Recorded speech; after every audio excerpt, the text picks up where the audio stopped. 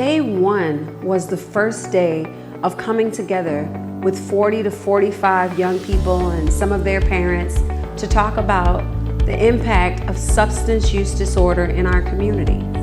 There was a message that went out to the young people from the young people about this being a safe space, about how we were going to expose them to facilitation skills, talk about opioid epidemic, how to respond if there is an overdose, and also how to care for themselves amidst these challenging times. So day two was a beautiful day. We were actually outside in a green field with blankets that covered the ground so that young people could be in nature. This was really important to getting us outside of that classroom environment so that we could truly listen to each other. The young people were going to learn about the importance of listening skills and activating their ability to listen with their hearts.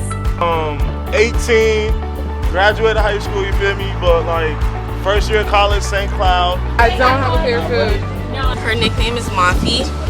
Her height is 5'1". Her favorite color is green like the money. Kiddo got lockers, You'll find your time. and she likes pizza, chicken, and ribs. We talked about how to respond to and identify when someone's considering suicide. We say contemplating self-harm because it doesn't always look like just taking your life. Sometimes it looks like cutting. Don't be afraid to clarify. Don't be afraid to say, what did you say again? Did I say that right? Just because that also tells them you're listening. Day three was physical trauma and traumatic bleed response. So we found a softer way to let young people know that the training would prepare them to respond to someone if they had injured themselves or if they were shot or stabbed. In a few minutes to try to plug this hole, so get familiar with this before the blood comes out of it so that you can have some confidence when you're dealing with it.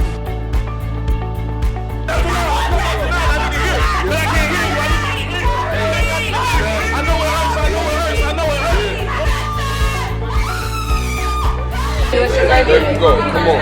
Ask them all them names, right? But that's coming out the gauze, you see that? Pull it on out. Pull it on out. Day four, the young people were able to be trained to be facilitators of overdose prevention training and how to stop an accidental overdose. That was done by Maddie at Steve Rumler Hope Network. The message to the young people was about not being judgmental, about spiritual, physical, mental, and emotional self-care. All right, so at the beginning of each naloxone training, there'll be a before we begin slide. After Maddie completed the training, we actually had the young people write a letter to themselves. That letter to themselves was to say what they were committed to do for themselves and what they were committed to do for their community. They had to address that letter to themselves, and we affixed stamps, and we will be sending that letter back to young people on 90 days of completing the training.